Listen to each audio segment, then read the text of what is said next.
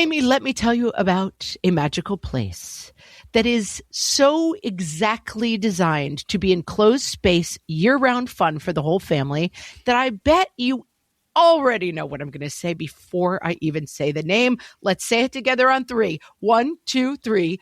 Great Wolf Lodge. You got it, Amy. My kids loved Great Wolf Lodge when we went. You probably already know that it has a huge indoor water park with a wave pool, lazy river, a bunch of massive water slides. But then your pack can hit the other attractions because, wait, there's more. Great Wolf Lodge has adventure-packed attractions like Magi Quest, a live-action game kids can play throughout the lodge, plus the Northern Lights Arcade. Spent some quality time there, so your kid who loves the lazy river and your kid who loves fantasy games will both have a great time. Great Wolf Lodge also offers great dining options and complimentary daily events like nightly dance parties, all under one roof. Unpack the car once and you're settled in to have fun. And with 22 lodges across the country, you're always a short drive away from adventure. We've both had such great times at Great Wolf Lodge, so bring your pack together at a lodge near you. Learn more at greatwolf.com and strengthen the pack. At DSW, we ask the important questions, like, what shoes are you going to wear? Whether you're prepping for wedding season, festival season, or just planning the ultimate vacay, the right shoes can make or break an RSVP. So own the moment. You've got big plans, and we've got just the shoes. At the perfect price, of course. Get ready to get ready with Designer Shoe Warehouse. Head to your DSW store or DSW.com today and let us surprise you. Hey everybody, welcome to Fresh Take from What Fresh Hell, Laughing in the Face of Motherhood. This is Amy. Today, I'm talking to Nancy Reddy. She is the author of the new book, The Good Mother Myth, which uncovers the shoddy science beneath our bad ideas about how to be a good mom. Nancy thinks you're already doing great. Welcome, Nancy. Hi, I'm so happy to be here. This is like, people who listen to this podcast will know what I say when they say, this is such an Amy book, and it braids together research and studies, and even better, like querying those studies. And you thought that the study said this, or when you really look, it says that. I love that. And also your personal story. And it braids the two together really successfully. And I was wondering if you could start by just telling us, how did you come up with that sort of concept for the book? And was that easy or hard to accomplish? I mean, it was very, very hard. I first started working on this book when my kids were like 3 and 5, I think. And I kind of came up out of the real haze and exhaustion of early motherhood and just kind of looked around like, what happened to me? Like, what was that? And, you know, I'm a huge reader, I'm a writer, I'm a researcher, I think, both by temperament and by training. And I found myself reading a ton of motherhood memoirs to be like, what were other people's experiences like? And there were a lot that I loved, but none really fully answered my questions. Like, why, if this thing is the most natural thing in the world, why had it been so hard for me? And so that really required research and required, as you say, like unpacking what's the origin of these ideas? And if science says these things about what it means to be a good mom or what your baby needs for you, like what actually is that science? And let's unpack that a little bit, because it's not quite as conclusive, I think, as we feel like it is. And at the center of this good mother myth, it's a complete contradiction that you brought to this new part of your life, as did I, that motherhood was both the most natural thing in the world and something that could be done correctly. Yes. Perfectly, if you read enough books and consulted enough experts. Yeah, exactly, right? Like there's a studying component to it. You know, I can study up to be a good mom in the same way that that kind of approach has served me so well in my life as a student and my life as a professional. And I think that's an approach that we're really encouraged to take. There's a whole industry of books and experts that want to tell you what to do. Right. And you say, I'm quoting you here, I believed I could handle any challenge if I worked hard enough and read the right books. That is, yes, that is also me. And I mean, to be fair, that kind of works if you're in law school, right? It kind of works at other things in your life. And then it's an excellent strategy in other places. Right. And then you become a mom. And what happened? What happened for you as a new parent? Oh, man. I mean, nothing that I thought was going to happen, right? I took my breastfeeding class and then I got home with a baby that, like, you know, it was a struggle. And I knew all of the rules about safe sleep and I could not get my baby to nap.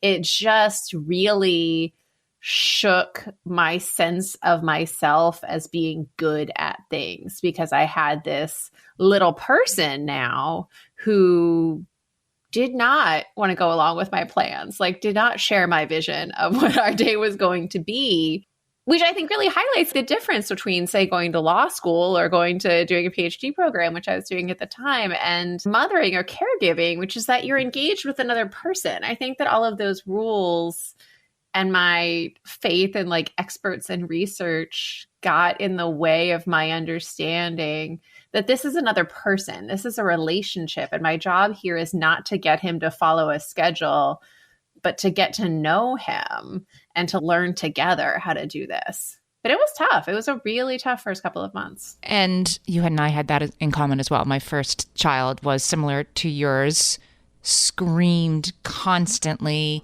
Nothing worked. Nothing that I knew how to do worked. Nothing that I was reading about worked. And then you underlined in the book that moment when everybody's participating in this good mother myth, you, the new parent, and everybody around you. So this happened to me, that my colicky newborn with undiagnosed problems that needed medication would scream and scream.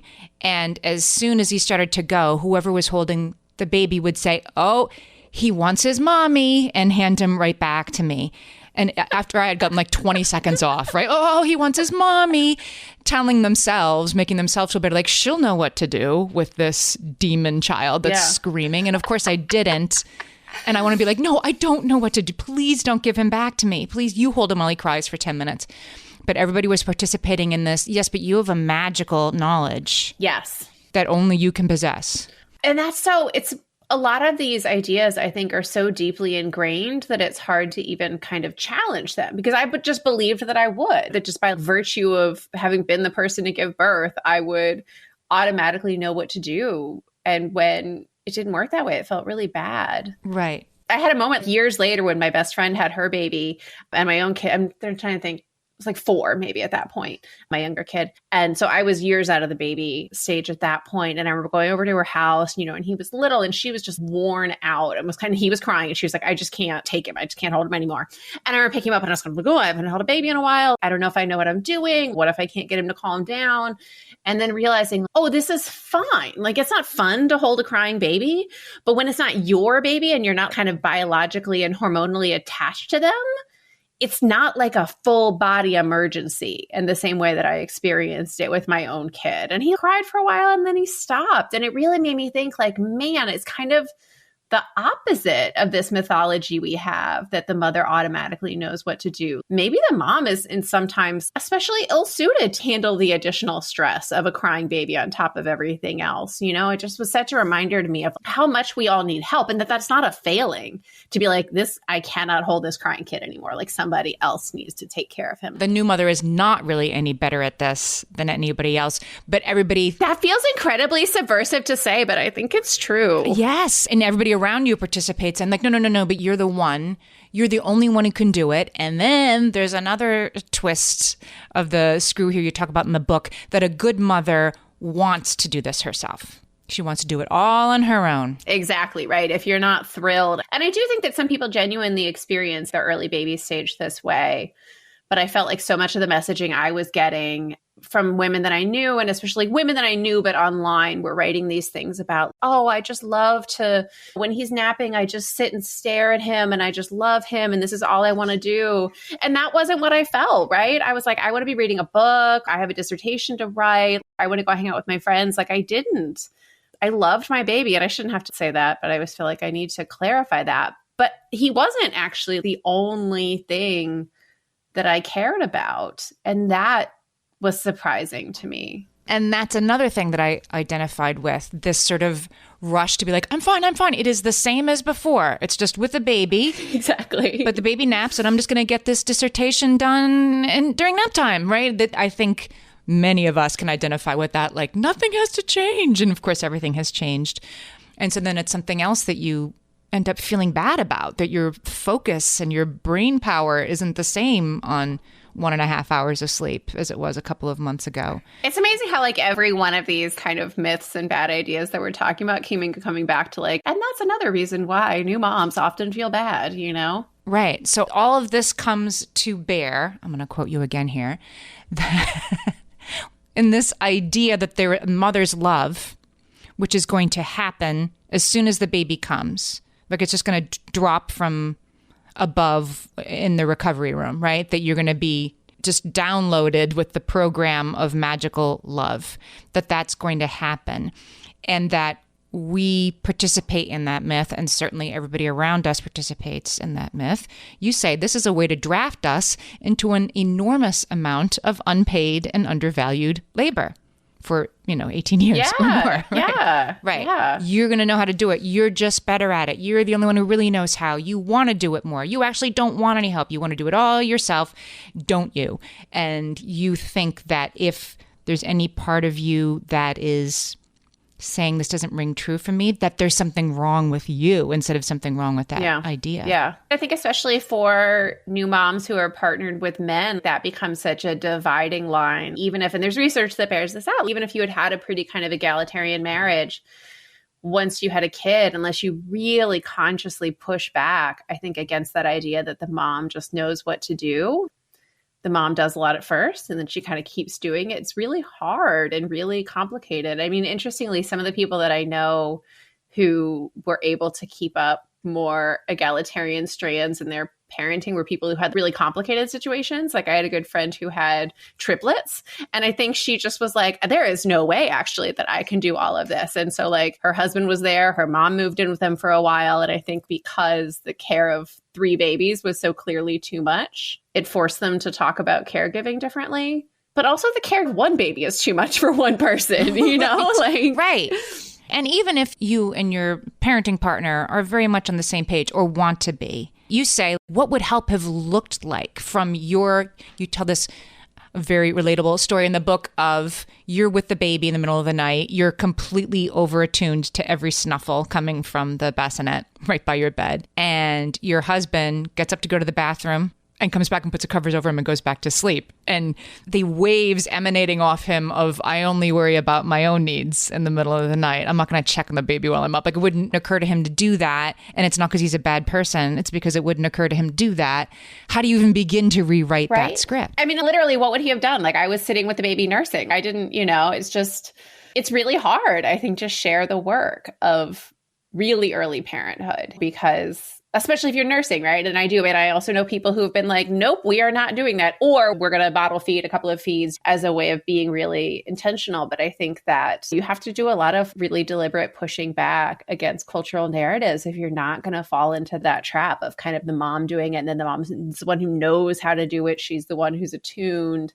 Right. And of course, you could create a situation where by the time the baby is a couple months old, of course, the baby does prefer the primary caregiver and only mommy knows how to, burp them the way they like to be burped or whatever. Like you can create that situation. It doesn't happen when the baby's 2 days old. I mean, one of the things that I've learned since then, there's a really wonderful book, Mother Brain by Chelsea Conaboy, that's about like... Oh, yeah. We had her on the show. I'm going to link to the interview. Yeah, so maybe everybody already knows this, but one of the main... Everybody already knows. Oh, no, tell us again. I think her book is so... It really, and again, I read it many years after my own kids were babies, but it changed my own... It just did so much for me. And she talks about the idea... I think the phrase is the brain that is earned by care. Caregiving changes your brain. Like the way you learn to care is actually by doing it. Nothing gets downloaded into your brain the second that your baby is born, but you get that through practice, which means that anybody can get it through practice.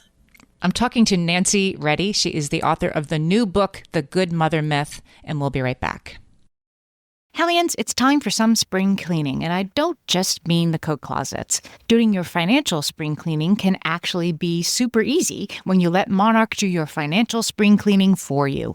One dashboard that gets your entire financial life organized. No more clutter, no more mess, no more logins scattered everywhere, just accounts, investments, property, and more, all in one place. Get your first year of Monarch for half off, just $50 with promo code FRESH. Monarch allows you to look not only at what you've already spent, but also to plan for the future. With Monarch, you can set savings goals, plan for big purchases, and notice spending trends before they become a problem. I can generate cash flow reports that show me what we spent this quarter, this month, what we're probably going to spend next month, and feel prepared, organized, and knowing how to plan for the future. No more surprises and a lot more clarity. Try Monarch. Use code FRESH at monarch.com to get your first year half off at just $50. That's 50% off your first year at monarch.com with code FRESH. Amy, when I'm having a good hair day, it usually makes my whole day better.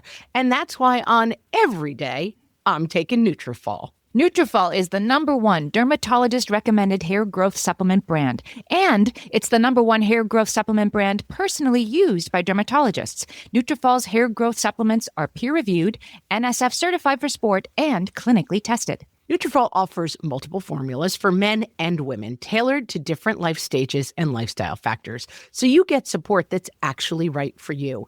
Adding Nutrafol to your daily routine is easy.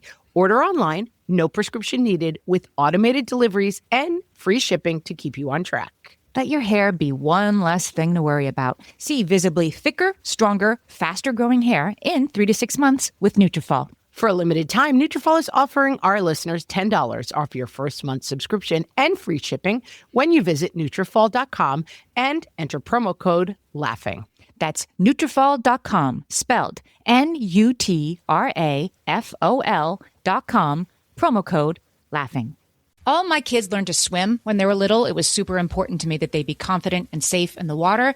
There was only one problem with that: taking them to swim lessons. I mean, the pools were freezing. There were always cranky adults doing laps right there. And it was definitely not, for any of us, what you would call fun. Amy, heard. But now there's Goldfish Swim School. Goldfish takes a really thoughtful approach to swim lessons, combining research-based teaching with a warm, kid-friendly environment that actually helps kids thrive in the water. Every detail at Goldfish is thoughtfully designed to create a golden experience, from shiver-free, warm indoor pools to comfy waiting areas for parents to professionally trained lifeguards on deck. Goldfish uses an approach called the science of swim play, which combines guided play with proven teaching techniques to help kids learn to swim, build water safety skills, and gain confidence, all at their own pace. Lessons are designed to meet kids exactly where they're at. If you've been thinking about swim lessons or just wondering where to start, this is a great opportunity. Right now, Goldfish Swim School is offering a waived membership plus your child's first lesson free at participating locations. Just visit goldfishswimschool.com/free to find a location near you and enroll using promo code FREE. That's goldfishswimschool.com/free, promo code FREE.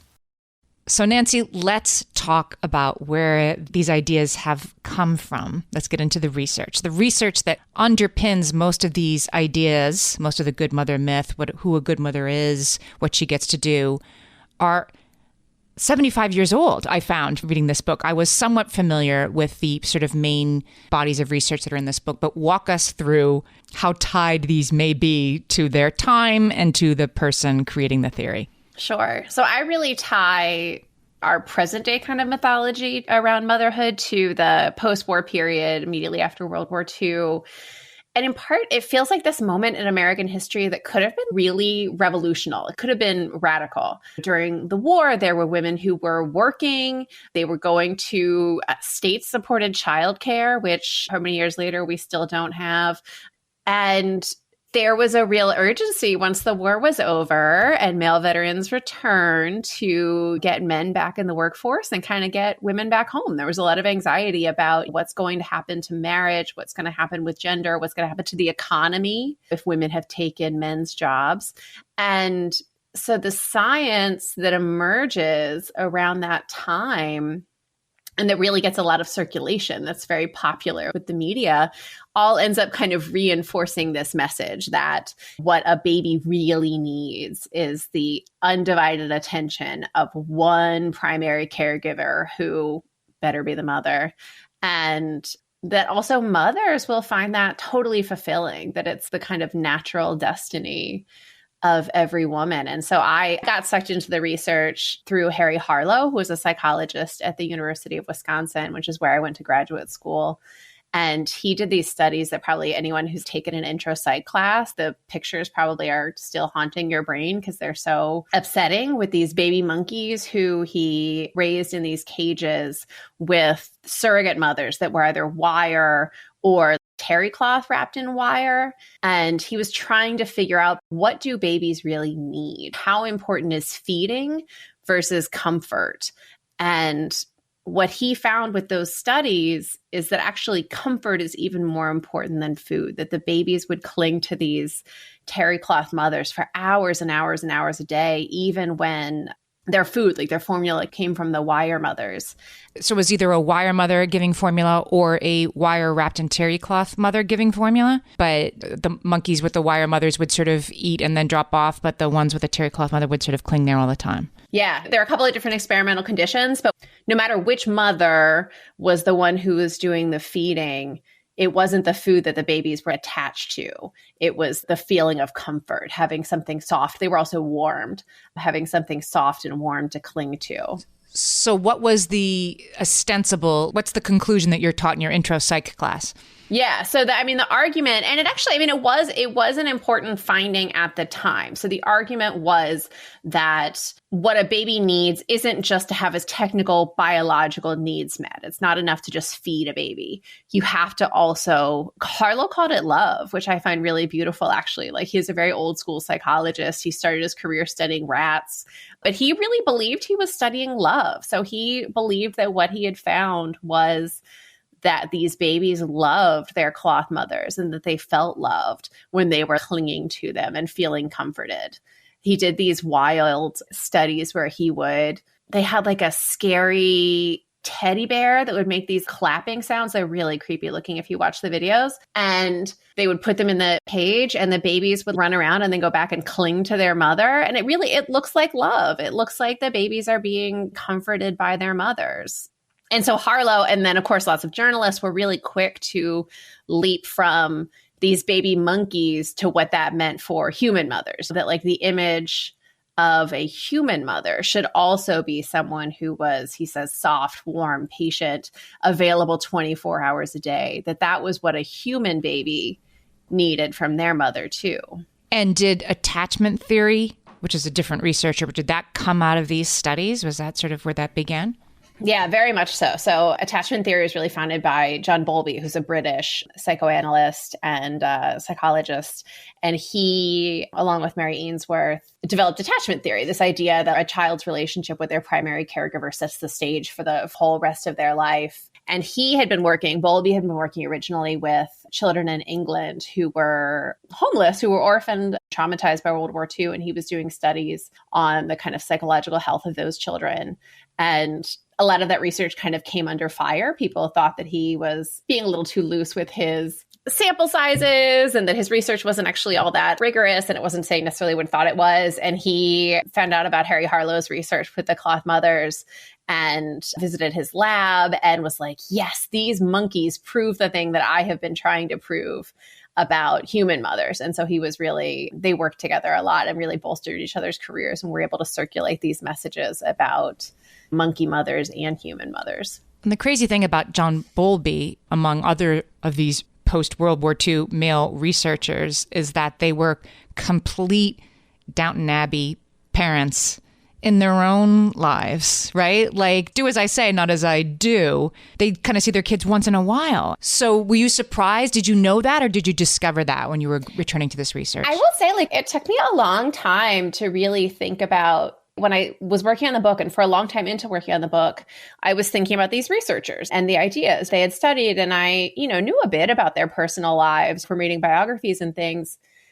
But it wasn't until pretty late in the process. And I think it was when I was reading about this year that John Bowlby spent at Stanford. He's British. His family lives in London, but he spends a year at Stanford and he's traveling back and forth. He visits Harlow in Wisconsin. He goes to Chicago. That I thought, oh, hey, wait, he had kids. I thought he had a bunch of kids. And what's he doing just spending a year in California? I mean, and like we all know the answer to I this, must right? be mistaken. Yeah. Right. He had 4 kids actually who were being raised at home by his wife. And at the same time, I was able to find some of their letters. He's writing all these letters to her about he's meeting all these people who are so impressed with him and he's really doing great. I know, like I'm kind of like, man, buddy. And her letters are talk about her letters. Amazing. Yeah. And she's writing these letters to him about like, oh, it's actually really hard. This is, what it's like to be raising all these kids. And they must have had some kind of help. He was very scornful of daycare. He actually campaigned publicly in Britain against daycare.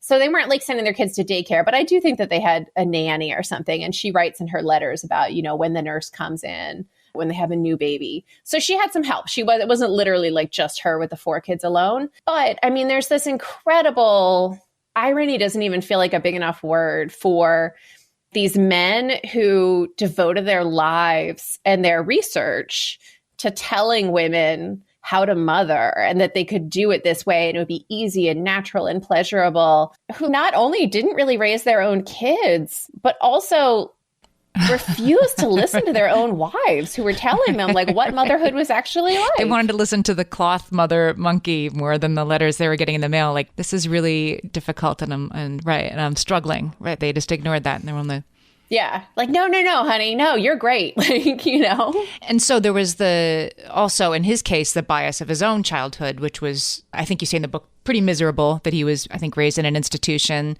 So he had an axe to grind to show that kids need mothering. Yeah. I mean, and Bowlby does. I mean, he was raised, his family is kind of, as you say, like a little bit Downton Abbey, like his dad.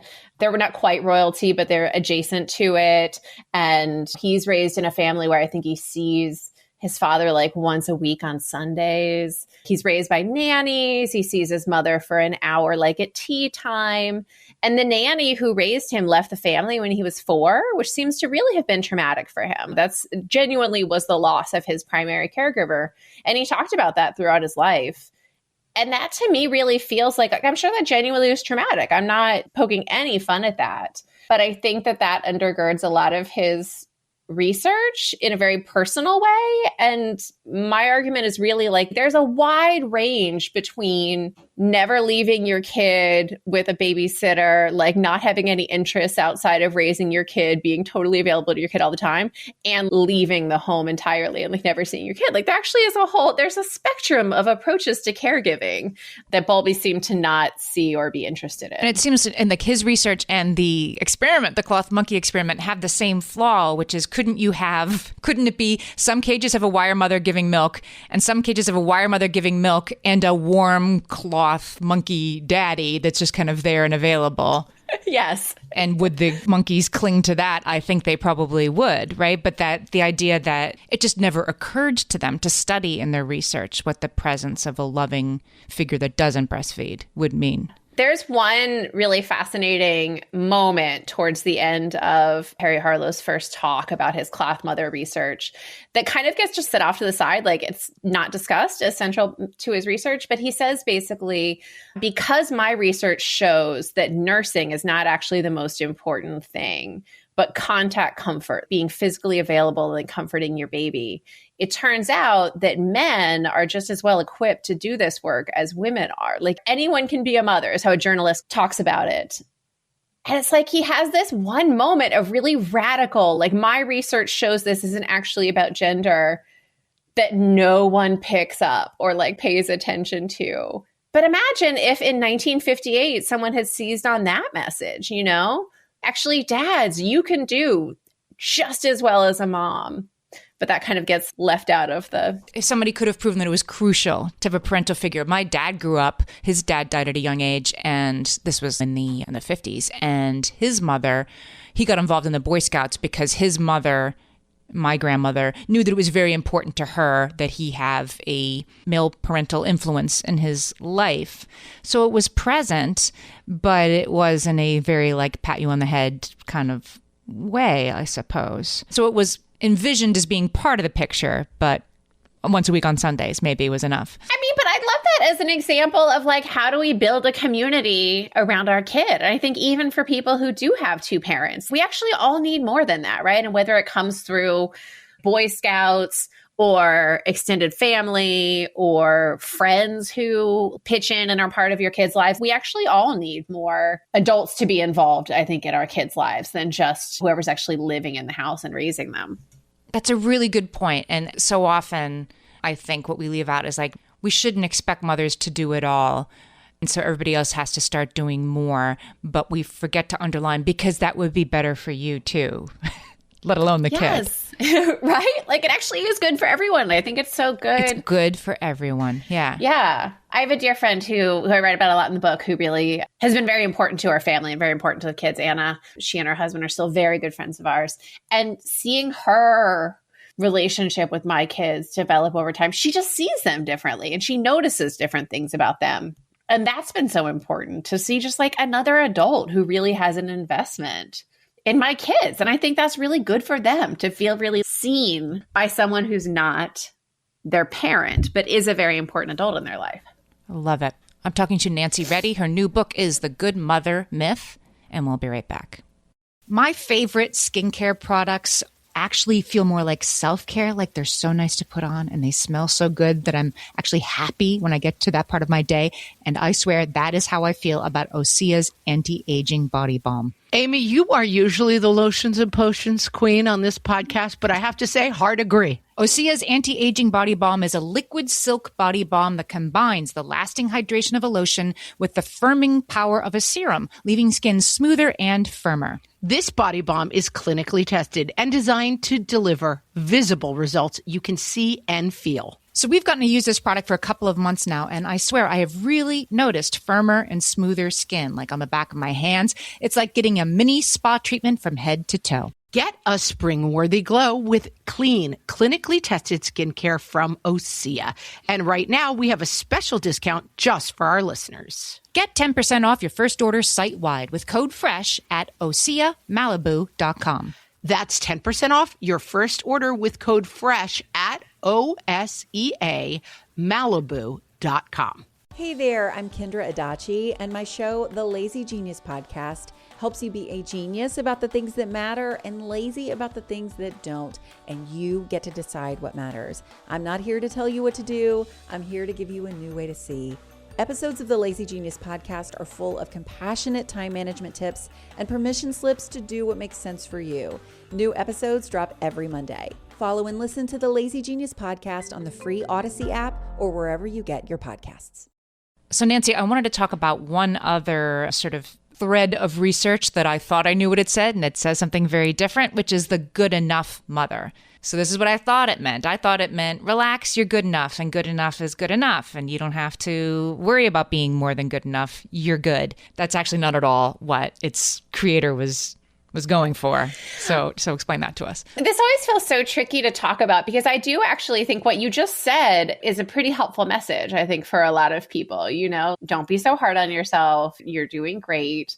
I think that the idea of good enough, even as we use it colloquially, is still tricky. I mean, for me at least, I don't know if I can be good enough. Maybe I can be better. Like, it introduces this idea of measurement and like assessment into a relationship that I think is not actually helpful. But yeah, I mean, what I found when I really dug into the research on that is that that is not what that phrase was intended to mean in its kind of like initial definition. So it comes from D.W. Winnicott, who is a pretty famous British pediatrician and psychoanalyst. And when he talks about the good enough mother, he actually is talking about a mother who's making these incredibly minute intentional adjustments to fail her child, to like teach him that he is a being independent of her. So it actually is this really Freudian, they start out as one unit and they're separating. It was not about moms going easy on themselves at all, even though I think that's a useful message. That is not what Winnicott was talking about. So he was talking about like not loving your kids to not smothering them? Is that what he was after? Not necessarily not smothering them. I mean, the theory is the kind of Freudian theory of early infancy, is that the baby basically exists as a being like in a state of merging with his mother, does not know that he is a separate entity, because ideally, anytime he has a need, it's met. He doesn't really know where that comes from. It's like kind of like mother baby, all one thing.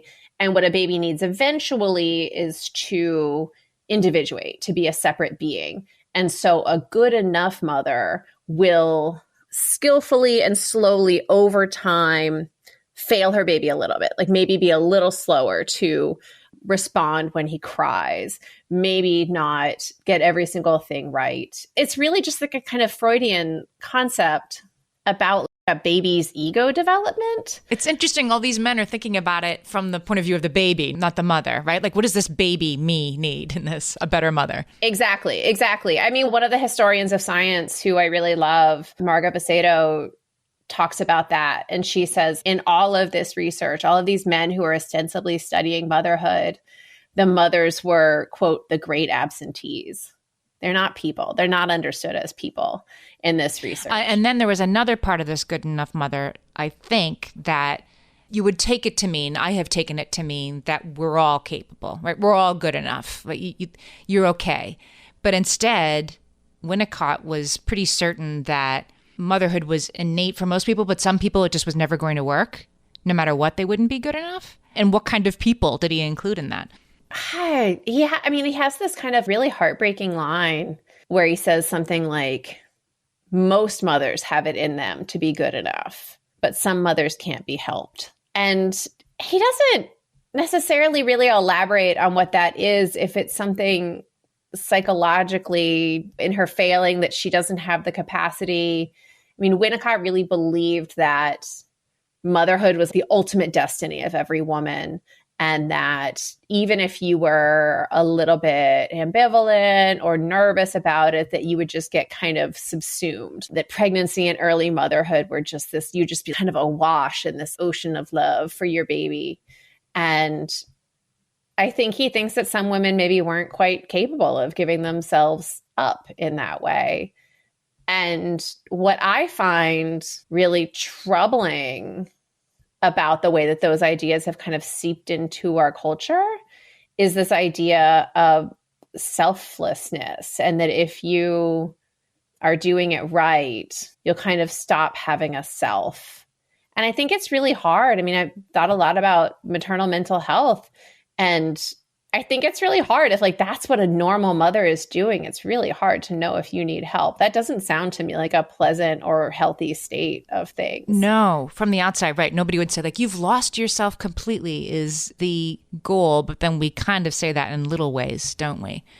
We do. I mean, and I think that our mythology around getting totally swept up in your baby's needs makes it really hard to know. And man, you could use some help, right? You could talk to someone, you could, it's just really hard to distinguish between a kind of normal hard time and something where some intervention would make things better. I'm going to give you another quote from you. You say, "We lionize mothers and their superhuman ability to do what they do and attribute it to their natural goodness rather than a lifetime of being socialized to care." I just read a whole book called Happy to Help about being socialized to be helpers. So this is it, right? We're socialized to care. We're not superhuman at it. But the more you do selflessly, the more good you are. And the less you're able, if you're struggling, then that must mean you're not very good. At least that's what we tell ourselves. Yeah. I mean, that's really hard to swallow, but I think it's true. I think it's a big idea. Yeah. I mean, it's been really helpful, and I'm sure you've thought about this a lot, to think about it through the lens of socialization, though, right? Because if I learned how to care, my husband can also learn how to care, and people who don't have kids can learn how to care. I think about it a lot, having boys, that so much of the presumed socialization for them is not that way, and really having to think, how do we teach them to attend to caring in that way? I mean, both of them really are very caring kids and really do attend to other people's feelings. But I think that's not part of our cultural narrative of boyhood. No. So, I mean, if you have a male partner or you have sons, is part of the work not just saying everybody else needs to help more around here, but really making sure people understand that parenting is learned, not innate for the most part, and that anything, I'm quoting you again, anything a stretched thin mom is doing, she's had to learn how to do so somebody else can learn it too. Do we really need to just sort of walk people through this? I think it's really people don't understand this, and so we have to help them understand that this is true? I think we both need to walk people through it, and then we also need to stop doing so much of the work by ourselves. I mean, I think we've gotten as a culture pretty good at talking about the mental load and thinking about invisible labor. I mean, I see Instagram graphics about that all the time. And I feel like the additional step is to stop doing so much of it. Like, here is the mental load of laundry. I'm going to explain this to you, and I'm going to try to hand off some portion of it, or whatever the thing is. I think that sometimes we've gotten really good at naming these things that women more often end up doing. But I think sometimes the harder thing is to let go of doing all that work ourselves. Or have the tough conversation, right? Because you said this and I thought, oh, this is true, touche, that you can share a snarky Instagram post with other people who are like, am I right, ladies? And then, and that feels really good. It does. But it's not a substitute, as you say, for having a tough conversation about what's going on in your home with somebody who might really have been raised like you were, with this idea that, well, you're just better at it and you just know how to do these things. You have a natural ability that they don't. I mean, how do you think about that? I just think it can be so hard, even with someone that you love, who's a good partner, et cetera, to be able to say, like, actually, I need help. I think that so many women are socialized to kind of do it all and take pride in our ability to do it all, that it remains really hard for me to be like, actually, no, I am doing too much and I need you to do more. I think that's really hard. I don't know. How do you, I mean, you must have thought about that a lot. So yes, I'm plugging my own book now. Happy to help. I do a whole essay about, like, you have to do more around here. And that I think that my family members, because I have older kids and a spouse, everybody was sort of like, what do you mean? When you're really good at doing it all and keeping the pattern of life smooth and undisturbed. It's invisible. Then it's like, it is invisible. We're so good at it. We've risen to the assignment. And then we're like, I can't take it anymore. And they don't know what we're talking about. You're like, what do you mean? Like, right. I don't see anything that needs to be done. I'm like, just look, like, we're almost out of milk. It is invisible. You have to make it visible. And you can and you should and you must. But it takes time to completely restructure your modes of existence. But I think this is, you underline this myth that we all participate in, that this is instilled in us magically and we're just better at it. I think I've unlearned that for myself, but I definitely have thought it for most of my life that, yeah, there was just some bit of me that was better at multitasking. So I couldn't ask that much. I mean, it's a narrative that I think can feel really good. It can feel like a real sense of pride, and letting go of that, saying like, well, actually, I forget what I was reading. I was reading something recently where saying like, my husband learns new skills at work all the time. He could also learn how to do these things at home, which I think is a good point, right? Like, if you're partnered with a competent person, they can learn how to do these things. And if not, then that's a different conversation. And again, I think to come back to the idea of like, this is better for everybody.